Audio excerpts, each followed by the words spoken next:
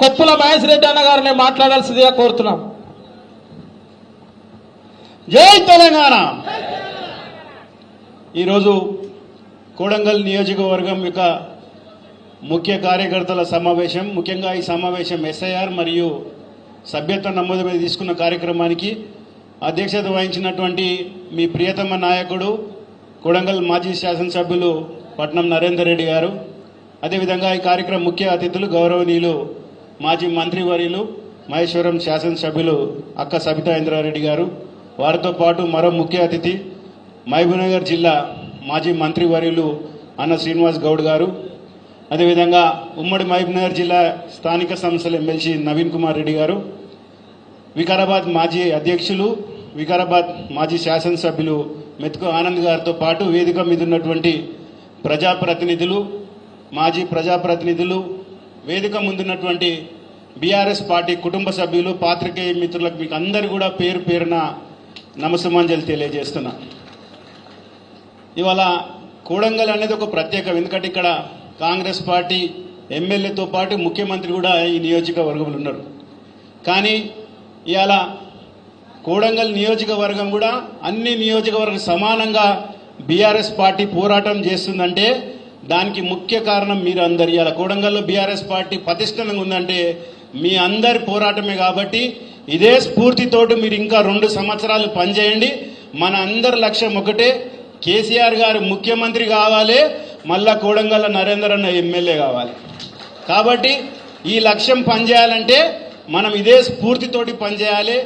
మీ అందరు ఇక్కడ పిలువనికి కారణం కూడా 2 కారణం. ఒకటి ఎస్ఐఆర్ అనేది ఇది నిరంతర ప్రక్రియ. ప్రతి 2-3 సంవత్సరాలకు ఒకసారి ఈ ఎన్నికల ప్రక్రియ ఏదైతే ఓటర్ నమోదు కానీ తీసివేసడం ఇవన్నీ, కానీ కేంద్ర ప్రభుత్వం ఈసారి ప్రత్యేక దృష్టి పెట్టి ఏవైతే కొన్ని రాష్ట్రాల్లో మనం చూస్తున్నాం, మనం చాలా మంది ఓట్లు తీసేస్తున్నారు, మైనార్టీలే కానీ ఇక్కడక్కడ చాలా ఉన్నాయి. కానీ ఇక్కడ కూడా ఇప్పుడున్న పరిస్థితిలో మా దగ్గర కూడా అన్ని లెక్కలు ఉన్నాయి.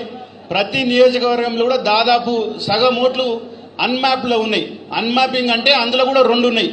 ఒకటి కంప్లీట్గా తప్పులు ఉన్నాయి, మిగతా దాదాపు 70% ఓట్లలో తప్పులు ఉంటాయి. ఎందుకంటే మన పేరులో ఒక అక్షరం తప్పున్నా, పేరు తప్పున్నా, తండ్రి పేరు తప్పున్నా, ఏజ్లో తప్పున్నా, ఏది తప్పున్నా కూడా అవన్నీ కూడా అందులో పెట్టిర్రు. కాబట్టి ముఖ్యంగా ఏదైతే మనం బిఎల్ఏలను మీ అందరు కూడా ప్రతి బూత్కు 2 మనం ఇన్ఛార్జ్ చేసినామో, ఒకరేమో ఎస్ఐఆర్ చూసుకోవాలి, ఇంకొకరేమో సభ్యత్వం మీద చూసుకోవాలి. కాబట్టి రేపు 20వ తారీఖు నుంచి జరగబోయే ఈ ఎస్ఐఆర్ కార్యక్రమాన్ని 1 నెల రోజులు ఉంటుంది. కాబట్టి ప్రతి ఒక్కరం కూడా ప్రతి ఓటును కూడా సవరణ చేసే విధంగా మీరు అందరు కూడా పనిచేయాలి. ఇందులో ఫామ్ 6 ఉంటుంది, 6A ఉంటుంది, 7 ఉంటుంది, 8 ఉంటుంది.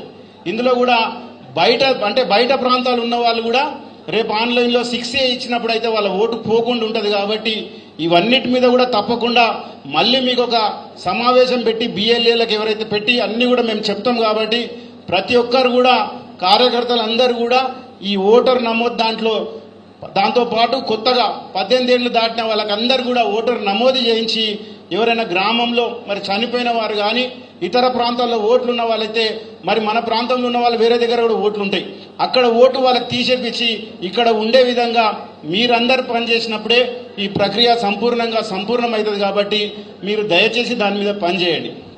దాంతోపాటు సభ్యత్వం, ఇలా సభ్యత్వం అనేది మనం గులాబీ జెండా బీఆర్ఎస్ పార్టీ యొక్క సభ్యత్వం ఉంటే అవతల కార్యకర్తలు కూడా మన ఇంటికి రారు.